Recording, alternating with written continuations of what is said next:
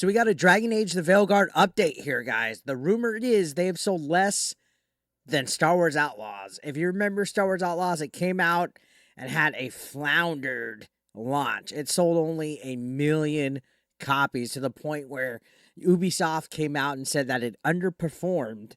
And as a result, they're going to take a step back. They're going to delay Assassin's Creed Shadows, and they're going to work on quality of life updates for Star Wars Outlaws. So Dragon Age the Veilguard came out by EA and BioWare, and this was supposed to be a huge hit. If they sold less than 1 million units, this is a flop. Now, again, this is all insider rumors and speculation, so take it with a grain of salt, but we've been seeing a lot of this info everywhere. I'm going to look at this article from the Park Place, and then I have a tweet by Grumps where he calls out a individual by the name of Jason Schreier who's posting stuff and deleting it and all around looking like an ass. But this article pretty much sums up what's going on. And of course, this is from Endymion, who has all these inside informations, and most of the time I think he's had a pretty good track record. Says that a source shared with him that the game has only sold about 500,000 copies, which is half of what Star Wars Outlaws was rumored to have sold. 500,000 copies is not going to make you a profit. That's like danger zone. That's like the studio is going to close down danger. And he went on to say in his video that this is from the same source that they shared previous Dragon Age pre-orders number with, which was in the video a few days back. Apparently, according to them, pre-orders for Veilguard were even less than initially thought. Told you in the last video, there are roughly 115,000 total pre-orders across all platforms. That's digital and physical, by the way. And new info that my source has now told me that the numbers actually may have been too high. The number that they're hearing from people at EA now is that it was actually between 70 to 75,000 pre-orders in total before release, which is not good at all. Now, if you remember, we looked at the Steam database, concurrent players, they didn't even hit 100,000 players. I think it was like 89,841 all-time peak. This is not good, guys. And again, I think it's because people are tired of nonsense like top surgery scars. You saw the whole cutscene with the misgendering punishment. And then when users read all these critic scores that are giving glowing, raving reviews of 9s out of 10 and this game's amazing, it tarnishes it because I don't trust IGN as an outlet. They ranked Concord and Dustborn higher than Dragon Ball Spark and Zero, higher than Mario and Luigi Brothership. They're retarded. They don't know what they're doing. They only rank games that pander to this narrative that all of the journalists who are actually activists all subscribe to. They all think the same way. They all want to cherish stuff that gives political commentary, woke ideologies, SJW nonsense. They like stuff for modern audiences, which the modern audience doesn't exist, guys. And people are learning more and more and more, which is why if this game only sold 500,000 units, that's bad. And just the other day, we talked about Endymion's video where he was saying a lot of the pre-orders actually for this game were canceled. Like, people were canceling their pre-orders before the game came out. Now, before we go, here's a interesting thing in regards to Dragon Age and Jason Schreier, who's a journalist, and I use that term loosely. This guy's one of those guys that covers up. He's just like all the rest of them. Grumps posted legacy media reporter Jason Schreier caught in 4K deleting his Dragon Age Veilguard post, boasting Dragon Age Veilguard was top of the charts, which he posted to dunk on the chuds. Again, it's all about dunking on the chuds every single fucking time.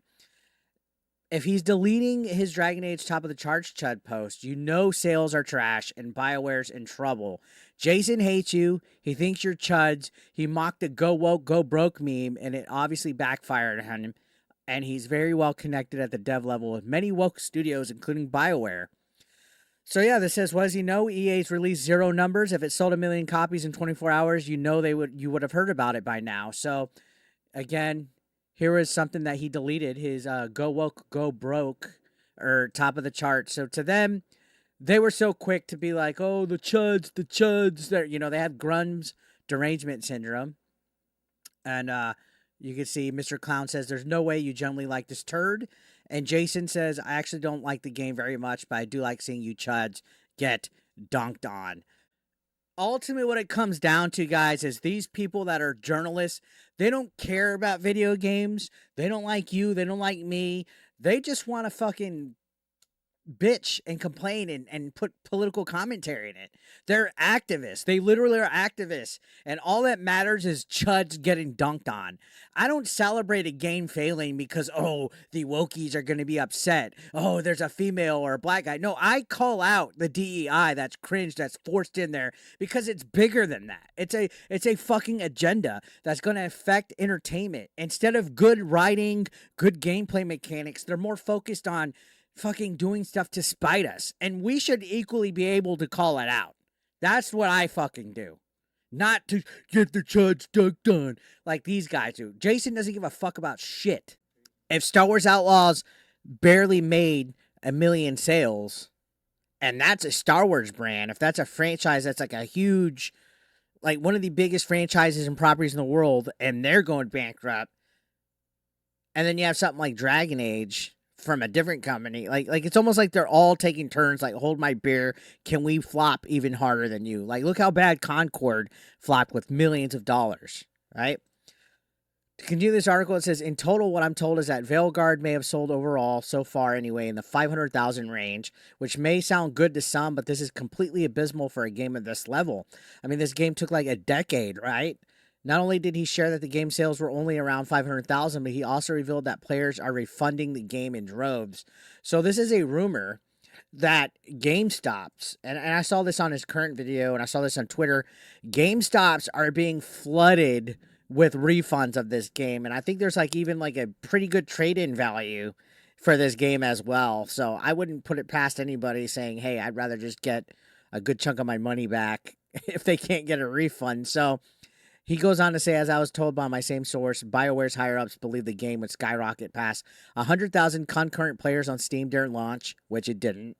It didn't, of course. It only hit 89,000 and has dropped since.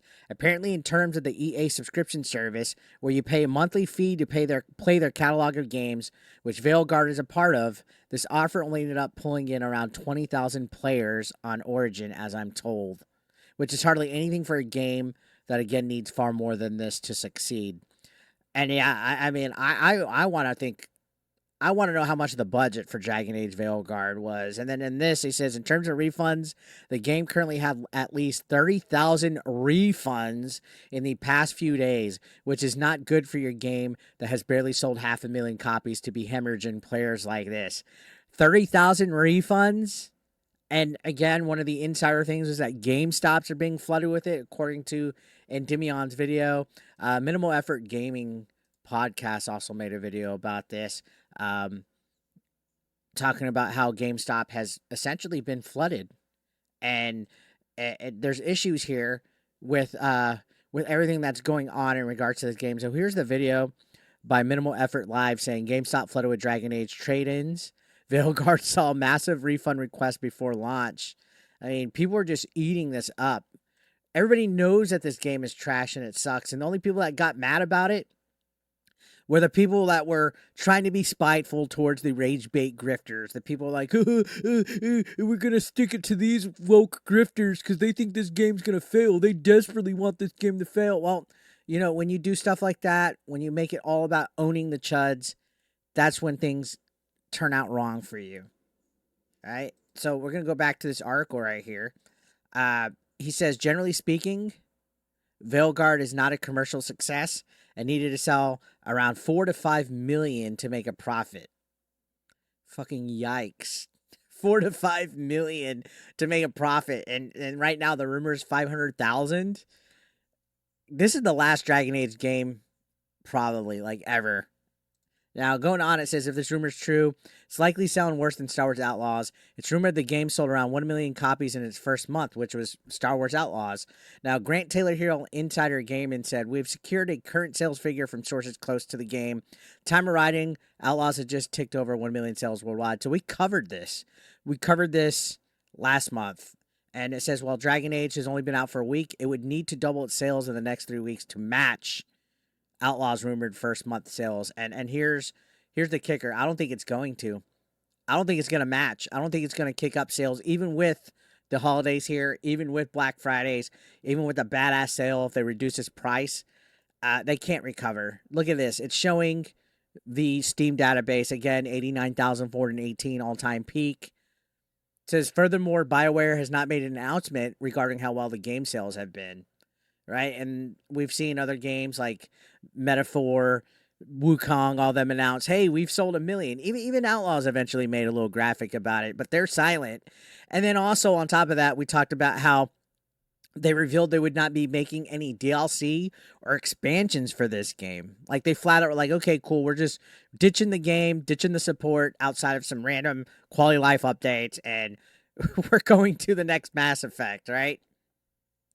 The next Mass Effect. So that they said there's no plans for all of that. The developers' full attention is now shifted entirely to the next Mass Effect as their next current project. So I don't know. That's fucking wild.